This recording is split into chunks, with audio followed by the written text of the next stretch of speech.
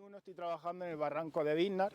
Esto es un proyecto que surge mediante la financiación del Ministerio y de la Junta de Andalucía. Mediante testimonios orales ya se sabía lo que había pasado en este paraje, y a través de medios técnicos, pues distintos equipos a lo largo del tiempo hemos venido a comprobarlo, ¿no? En 2013 se hace una sonda que ya nos localizan las primeras fosas, pero no es hasta el 2021 que comienzan a intervenirse. Esto es importante porque si tenemos evidencia en 2013 de que hay fosas comunes con víctimas asesinadas de la guerra civil aquí, no empiezan a intervenirse hasta 2021, porque la ciencia no es un campo autónomo, depende tanto de la política como de la economía. Entonces va a haber algunas agrupaciones que son más o menos sensibles con estas temáticas y otras que no. Entonces ya por fin, con el apoyo institucional, llegamos en 2021 aquí. ¿Y qué hemos conseguido hasta la fecha? Pues ni más ni menos que 139 personas recuperadas de 21 fosas comunes. Poco a poco también el laboratorio de genética con el que colaboramos de la Universidad de Granada ha identificado un total de 3 víctimas. Antonio Rosales, Juan de Dios Adarve y Eloísa Martín Cantal, ¿vale? Parece que esto es algo ya muy antiguo, pero realmente no lo es. Con esto quiero decir que los restos de Eloísa pudimos entregárselos a su propio hermano. No sé si os podéis imaginar lo que es que os hayan matado a un hermano o una hermana y estás toda una vida esperando a localizarla, ¿vale? El colectivo de familiares, de los cuales ahora vamos a escuchar a algunos de sus miembros, han estado durante mucho tiempo ignorados por las instituciones y por el resto de la sociedad, ¿vale? Entonces ahora, por suerte, bueno, en 2007 hay una cosa que surge que se llama la Ley de Memoria Histórica, gracias a la cual se pueden empezar a hacer este tipo de proyectos. 2022, la Ley de Memoria Democrática, pues nos ayuda un poquito más, ¿vale? Entonces, pues bueno, este proyecto está compuesto por varias disciplinas, de las cuales ahora también os daremos algunas claves: arqueología, historia, antropología. En mi caso yo he estudiado sociología y filosofía, y entre todas pues vamos ayudando a todo lo que esto engloba. Al final, recuperar la memoria no es una cuestión solo de coger huesos de una fosa común, ¿vale? Tenemos que devolverle la dignidad a estas personas, tenemos que redescubrir las historias que les fueron robadas y que han sido ocultadas en la transmisión entre generaciones y entre la propia sociedad, ¿vale? Entonces, pues bueno, eso es lo que estamos intentando hacer poco a poco. Y como digo, pues bueno, 139 víctimas. ¿Cuántas hay? Lamentablemente no lo sabemos. ¿Por qué no lo sabemos? Por el silencio. Como decía, desde el 39 hasta el 75, esto era un sitio totalmente prohibido, ¿vale?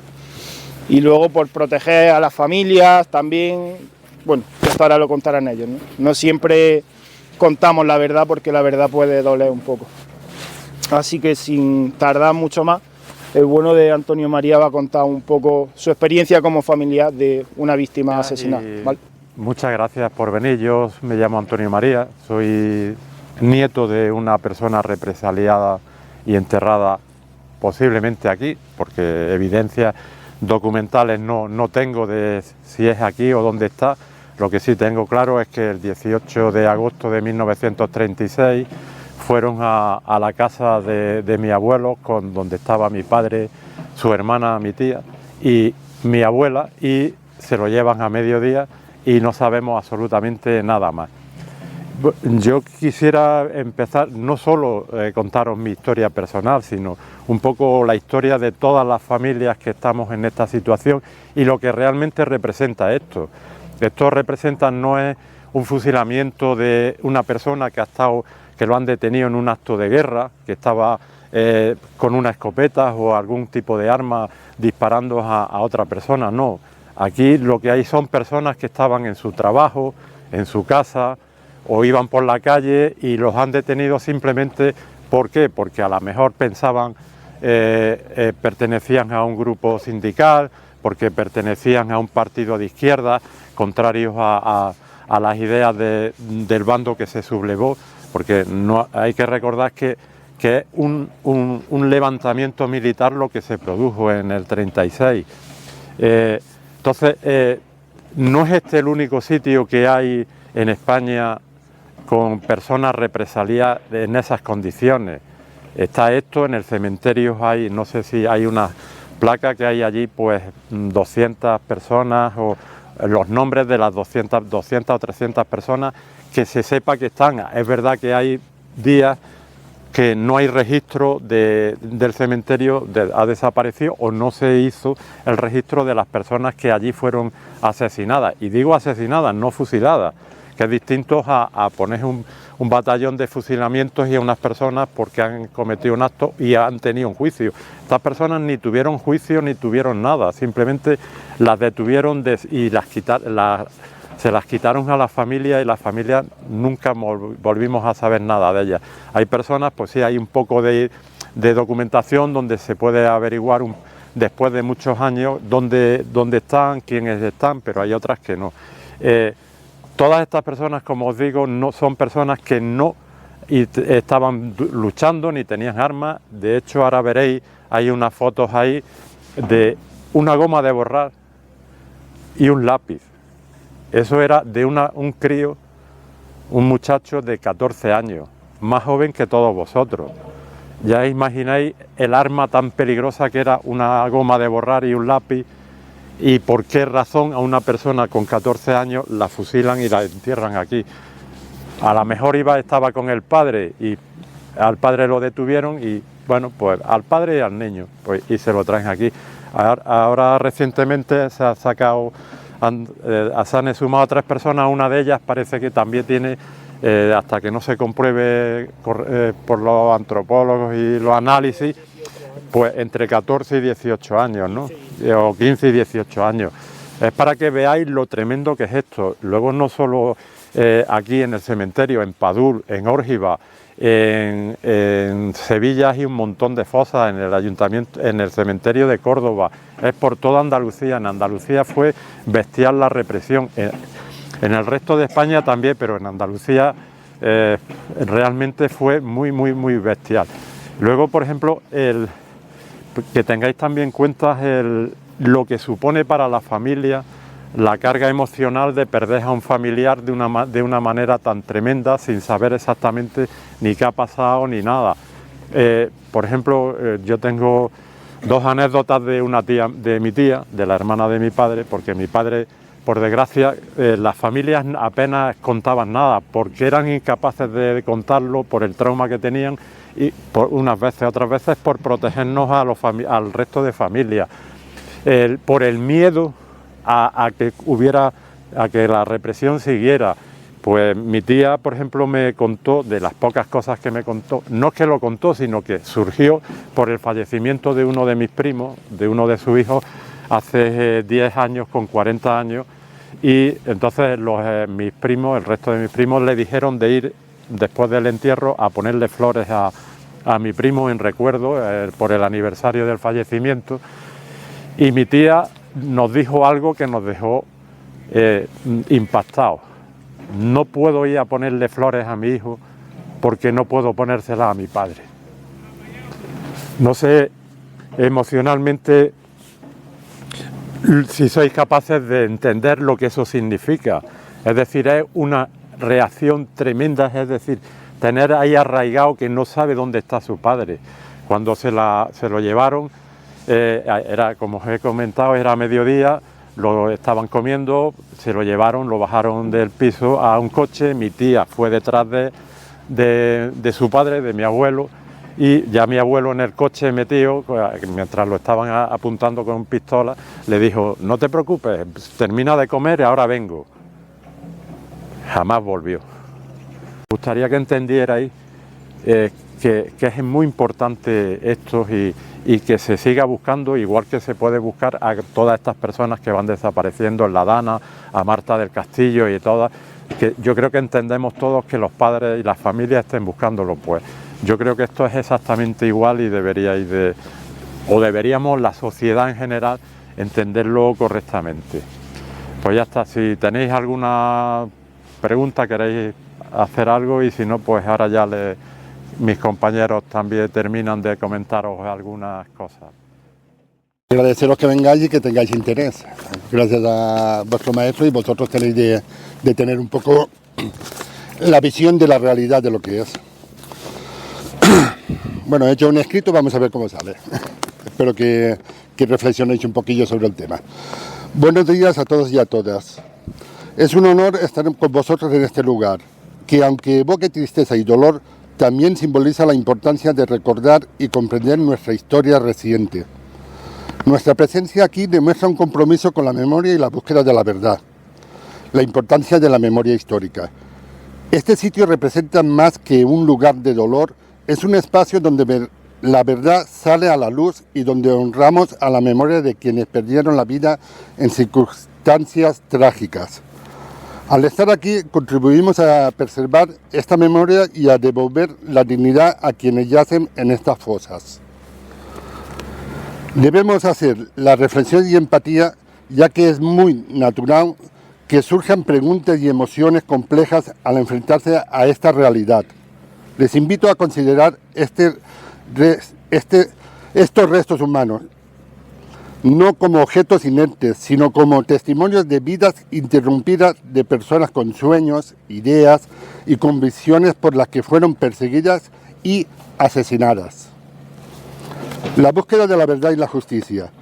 La persistencia de abrir fosas sin exhumar después de décadas de democracia es una situación que merece nuestra atención y acción.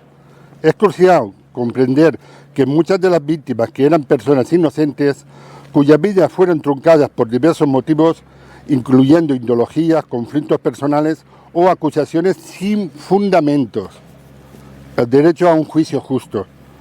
Es importante destacar que incluso en casos donde pudo haber participación en actos violentos, todas las personas tienen derecho a un juicio justo y a un debido proceso, principio fundamental de los derechos humanos. Recursos para profundizar. Para comprender mejor este periodo de nuestra historia, les recomiendo la lectura del Abismo del Olvido, que los institutos la tuvieran para que los niños... Es un cómic que es una maravilla, fácil de leer y con mucha reflexión. O ver alguna película, La lengua de las mariposas, alguna que les encaminaría y veríais la realidad. Perdón. De Paco Roca y Rodrigo Terraza. Esta obra ilustrada ofrece una perspectiva accesible y profunda sobre estos eventos históricos. Como conclusión, si estamos aquí, hoy es un acto de valentía y compromiso con la verdad y la justicia, a recordar y honrar a quienes yacen en estas fosas. Contribuimos a construir una sociedad más justa y consciente de su pasado. Les animo a vosotros y a vosotras, jóvenes, a continuar explorando, cuestionando y aprendiendo sobre nuestra historia, para que juntos podamos forjar un futuro basado en el respeto, la comprensión y los derechos humanos universales. Podemos y debemos hacer un esfuerzo para intentar comprender lo que sucedió en este espacio, pero en otro tiempo. Aquí yacen los restos de personas que pensaron diferente e ilusionados a cambiar el mundo y van convencidos de ellos y a otros no les gustaron. Bueno, pues, y les pegaron. Yo me llamo Agustín, soy nieto de un profesor, de un maestro de Maracena, al que, según los papeles, debería de estar en el cementerio de Bisnes. Lo que pasa que no es seguro, porque la forma que tenía la gente, por decirle a la gente, es que a la gente de Maracena no las mataban en Maracena, a la gente de Armilla no las mataban en Armilla, a la gente de Armilla las mandaban en Alendín, a los de Maracena de otros sitios los traían a Bisnes o a Pavapo, con el objeto de crear miedo, de silenciar, porque una de las cosas que decían entre ellos a mi familia, cuando iban a preguntar a la cárcel, venimos a ver o llevábamos la cesta de comida, es que ya no están aquí, les hemos dado la libertad y se han ido. Pero bueno, si no están, no han venido a casa y demás, se habrán ido por ahí. Y era una forma de ocultar, de generar ese miedo, ese silencio. Hace unos días, no sé si sabréis, lo habréis escuchado, que se celebraba el 80 aniversario del campo de Mauthausen, de Auschwitz. Iba a decir Mauthausen, Dachau, porque yo he visitado Dachau, el campo de Dachau. Hay unas cosas que os voy a preguntar. ¿A vosotros, vuestros profesores, cuando os dijeron que ibais a venir aquí, os explicaron qué os ibais a encontrar? Sí, ¿no? Cuando uno va al campo de Dachau, de Mauthausen y demás, sabes perfectamente lo que te vas a encontrar porque lo has visto. Y sabes perfectamente y delimitas perfectamente dónde estaban los barracones, porque dónde estaban las cámaras de gas, porque las ves. Pero cuando llegas aquí, si no sabes nada, no te imaginas lo que ahí te encuentras, lo que te vas a encontrar. Y cuando las personas que los llevaban a Dachau, a Mauthausen, sabían perfectamente dónde iban, las víctimas sabían perfectamente de dónde iban. Vosotros habéis subido ese camino, ¿vale? Y las primeras víctimas no sabían ni siquiera que las iban a matar, porque les decían que como eran prisioneros, eran detenidos y demás, iban a hacer trabajos, y lo que no se esperaban es que se encontraban en una fosa abierta en la que estaban esperándoles para pegarle un tiro. Y ahí estaban. Los siguientes, cuando ya empezó todo lo demás, ya sí se imaginaban que llegaba a su final. Y yo me pregunto, ¿qué haríais vosotros si os dejaran en el molino, os detuvieran? ¿Qué haríais? ¿Qué pensaríais? ¿Qué haríais? ¿Estáis encerrados? ¿Sabéis que llegan vuestros últimos días? ¿Vuestros últimos momentos? Sí, no. Hay gente, porque tenemos testimonios, que escribían su última carta y se la hacían llegar a sus familiares. En algunos casos se despedían de su familia, de su mujer, de su hijo, daban consejos. Y lo más impresionante de todo es que aceptaban lo que les venía, lo sabían y no reprochaban. Lo tenían clarísimo que lo iban a matar. Había otros, no encuentro, un maestro de 25 años que pedía a su familia que por favor hicieran todo lo posible por librarle, por sacarle, porque sabían que lo iban a matar. Lo sabían. Vosotros imaginaros ese camino, recorrerlo y saber que es vuestro último día. Y hoy vemos árboles, contemplamos el paisaje y decimos, ¡uy, qué bonito! Si no sabes lo que hay ahí. Pero antes eso era despoblado. Yo me pregunto, cuando yo vine la primera vez por ahí, que yo seguramente no lo sé, si estará mi abuelo o no estará mi abuelo. ¿Qué pensaría? ¿Cuál sería su último recuerdo? Contemplaría el paisaje, vería, diría, mi último momento, mi último pensamiento. ¿Qué haríais vosotros? ¿Cómo sentiríais vosotros cuando os ponen la pistola en la nuca, como a Eloísa Martín Cantal, chica de 19 años?